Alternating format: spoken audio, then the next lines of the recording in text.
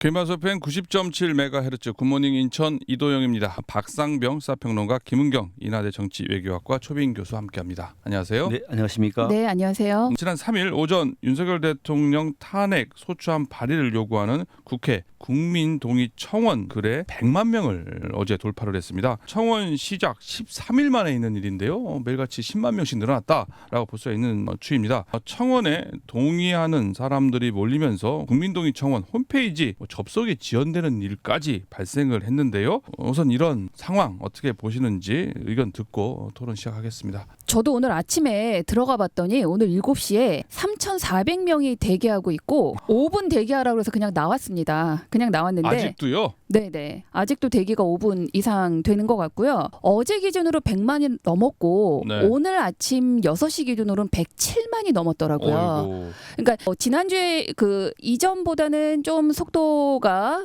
뭐 줄었는지는 모르겠지만 여전히 국민들이 지금 대기를 할 정도로 이 청원에 참여를 하려고 기다리고 있는 건 맞는 것 같아요. 지금 이게 국회 국민동의 청원의 경우에는 그 입법 청원이기 때문에 직접 회원 가입도 해야 되고 또 본인 확인 절차도 거쳐야 돼요. 네. 글을 올리는 사람이든 그 청원에 동의하는 사람이든 글 올리는 사람은 말할 것도 없고 권 아무개 씨는 거기에 동의한 국민들도 이게 간편하게 인증해서 들어가는 게 아니기 때문에 좀 까다롭군요. 예, 적극적인 이 의사표현이라고 저는 보여져요. 예. 그리고 물론 탄핵얘기가 이번에 처음은 아니었지만 이게 국민청원이라는 점에서 좀 의미 있다라고 보여지고 말씀하신 대로 지금 100만이 10일 만에 거의 100만을 지금 넘어섰다는 것도 이게 좀 국민들이 이 화가 정말 폭발을 해서 이렇게 표출이 되는구나라는 좀 생각이 듭니다. 그리고 뭐 막연하게 민심에 이 주목한 심판을 윤석열 대통령이 받아들이지 않았다. 이렇게 예. 막연한 어떤 탄핵의 이유가 아니라 구체적으로 5가지 사유도 들었거든요. 네. 그런 점에서 이 글을 올린 국민이나 그것에 동의한 이 국민들이 정말 이 정부를 두고 보기가 이제 어렵구나라고 판단한 게 아닌가. 굉장히 저 역시도 주멀하게 보고 있습니다. 예, 국민청원 100만 명 물론 뭐 작지 않은 수입니다. 하지만 이게 대통령 선거를 통해서 임기가 보장된 국회의원을 100만 명의 국민동의 청원으로 탄핵 지금 해야 된다라는 상황인데요. 평론가님 이런 네. 상황 어떻게 보십니까?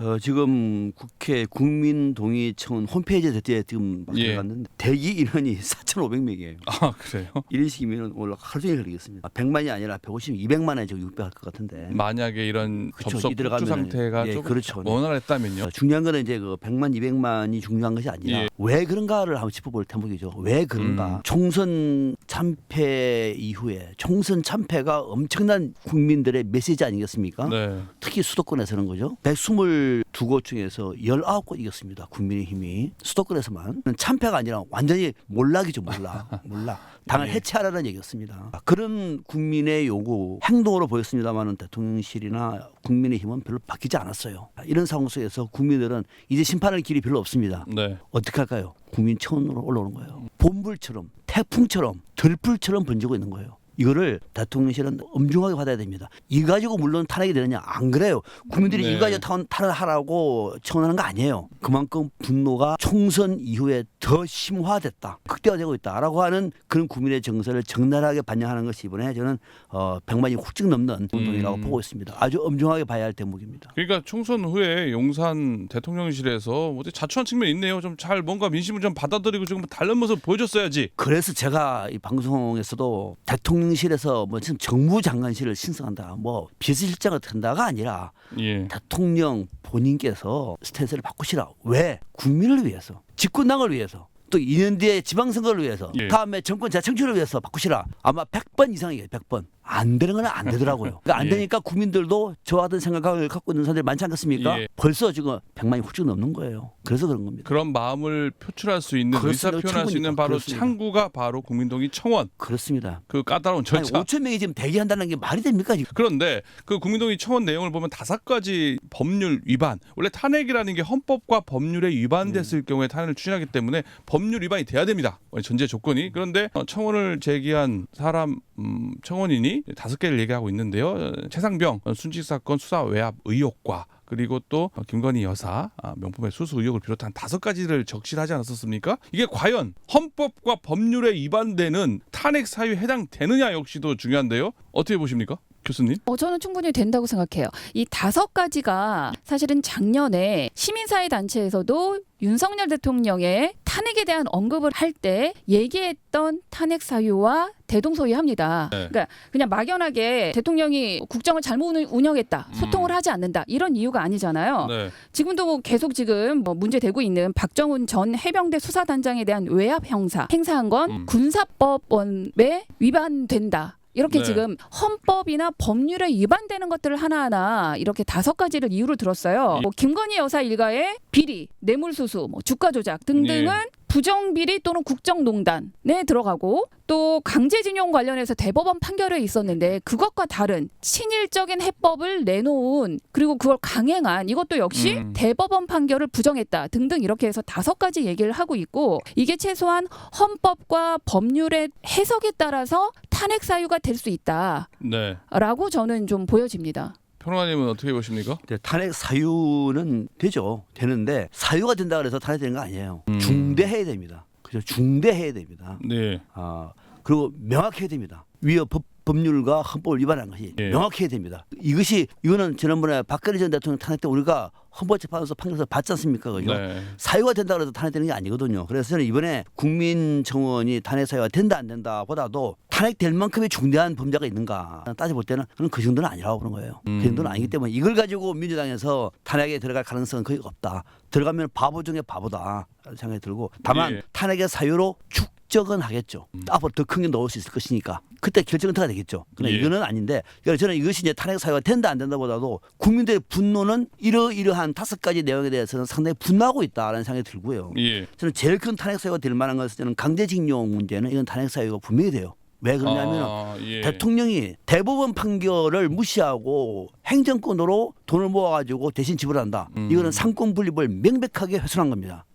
대통령이 헌법을 수호해야 할 대통령이 상권 분립을 훼손했어요. 대법원 판결도 무시한다. 이거는 탄핵 사유가 되는 거죠. 그러나 이 탄핵 사유가 되는데 탄핵할 만큼의 중대한 위반인가? 거기까지는 아직은 좀 미흡하다. 그래서 국민들의 분노와 또 국민들의 지금 정서를 적나라하게 보여주고 있는 국민청원이라고 하더라도 이것을 그대로 탄핵으로 보고 민주당에서 국회 표결해가지고 법사위 그쳐가지고 탄핵 들어가자 이렇게 할 가능성은 거의 없다 이렇게 봅니다. 탄핵 사유에 해당할 수 있긴 하지만 실제 탄핵에 이르기까지는 아니다라는 얘기인 거죠. 중대한 사유는 아니고 명확한 범죄 행위도 아니다 이렇게 보는 거죠. 근데 실제로 민주당에서 지도부를 비롯해서요. 민주당 입장이 좀 신중한 입장을 채우고 있는 것도 바로 그러한 이유 때문에 그런 겁니까? 그렇죠. 신중해야 되죠. 여기에 대해서 조국 혁신당은 그냥 탄핵하자 해도 괜찮아요. 거기 뭐 12명이니까. 근데 민주당은요. 탄핵하자고 하면은 바로 행동에 들어가야 됩니다. 행동에 들어가면은 이거 탄핵될 수 있어요. 그럼 만약에 헌재에서 기각되면은 온통 뒤집어 써야 돼요. 이 뭐 하는 거냐고 이 와중에 민주당이 그거는 다음에 대통령 선거를 앞두고 감당할 수 없습니다. 그래서 민주당은 신중할 수밖에 없는 거죠. 아니 근데 탄핵소추 발의하려고 해도요. 제적의원 3분의 2 이상의 찬성을 얻어야 되는데 의석수상 뭐 아무리 민주당에서 탄핵소추 발의가 똘똘 뭉친다고 해도 안 되는 거 아니겠습니까? 현실적으로? 그러니까 200명이 안 되잖아요. 안 된다고 하더라도 밀어붙인다고 하면은 200명을 염두에 두고 밀어붙여야 되죠. 그렇죠. 우리 헌법재판소도 남아 있고 여당도 남아 있으니까 일단 안 돼도 우리 책임은 아니야. 일단 밀어붙이자 민주당만 똘똘 뭉쳐서 이거는 180석 이상을 갖고 있는 민주당이 할 일이 아니죠. 그거는. 지금 민주당은 제1야당이 아니고요. 제1당이에요. 가볍게 움직여서는 안 되는 거죠. 교수님은 이런 내용에 대해서 어떻게 생각하고 계십니까? 민주당이 지금 신중한 모습을 계속 보여주고 있는 건 저는 어쩌면 뭐 당연한 반응이라고 좀 보여지고요. 지금 평론가님 말씀처럼 이게 지금 국민의 분노와 국민의 심판의 분위기인 거지 야당에서 먼저 탄핵을 얘기해서 이걸 정말 탄핵까지 정말 가느냐의 문제는 좀 다른 거라고 보여져요. 저는 헌재까지도 갈 수 있다고 보여집니다. 왜냐하면 노무현 전 대통령의 경우에도 당시 어쨌든 탄핵이 가결이 됐어요. 국회에서. 그러니까 지금 200명은 안 되더라도 이 국민의힘 내에서도 야 이러다가 정말 우리 다 같이 주는 거 아니야? 이탈표가 생길 수 있다? 네. 이탈표는 생길 수 있는 거고 또 국민적 분위기가 그렇다 그러면 또 어떻게 흘러갈 줄 모르는 건데 다만 헌재에서 이게 정말 탄핵이 인용이 될까의 문제는 이건 정말 쉽지 않은 문제라고 좀 보여지거든요. 그리고 그 과정에서 민주당이 먼저 앞장서서 지금 탄핵을 끌고 가는 건 저는 오히려 역효과가 날 거고 위헌 부담이 더 큰 일이기 때문에 이 탄핵을 민주당에서 대통령 탄핵을 들고 나오는 일은 없지 않을까. 다만 이미 지금 5만 명이 넘었잖아요. 예. 30일 안에 5만 명인데 이미 5만 명을 넘었기 때문에 이거는 이제 이 소위원회에서 분명히 심사를 거칠 수밖에 없고 소관위원회에서 그랬을 때 뭐 청문회 정도로 할 수 있다. 관계자 청문회 정도로 할 수 있다고 하니 이걸로 충분히 이 탄핵을 먼저 얘기하지 않아도 가야 되는 과정이 있으니까 그 과정에서 민주당은 지금 이 분위기를 국민의 어떤 탄핵의 분위기를 다른 방식으로도 충분히 저는 활용하지 않을까라는 예. 생각이 듭니다. 일단 그러면 청원 심사 소위의 내용이 중요하겠네요. 지금 뭐 거기는 뭐 적어도 약간 청문 절차는 거칠 거로 보여지니까 네네. 뭐 청원 심사 소위는 통과해서 그 정도 절차는 진행할 거로 본다 이렇게 예상하시는 거네요. 네네. 저는 본회의까지는 갈 것 같아 보입니다. 아, 본회의까지 갈 거라고 생각하신다고요? 윤 대통령 탄핵을 가지고요. 법사위에서 그냥 김웅 교수님 제발 좀 자중하십시오. 법사위에서 아니 네. 법사위도 지금 정청래 위원장이잖아요. 예, 예. 이거에서 물론 안에서 이제 국민의힘도 굉장히 뭐 반발은 크겠지만 뭐 이 과정에서 청문 절차를 거치고 여러 가지 과정을 거치는 상황에서 이 소관위에서는 통과될 수 있을 가능성은 있어 보여요. 그러니까 법사위 통과해서 본회의에 부의될 것이다. 부의될 수 있다. 저기 평론가님은 거기까지는 아니다라는 거죠. 거기서 그냥 통과 법사위에서 여부는 그냥- 모르지만 예. 통과 여부는 모르지만 그래서 정말 이게 헌재로 가느냐의 문제는 그건 저도 조금 예. 회의적이지만 본회의까지는 올라갈 수도 본회의까지 있다. 올라갈 수 부의할 수 있다. 본회의가 올라가면은 뭐 국민의 입장에서는 땡큐. 그죠?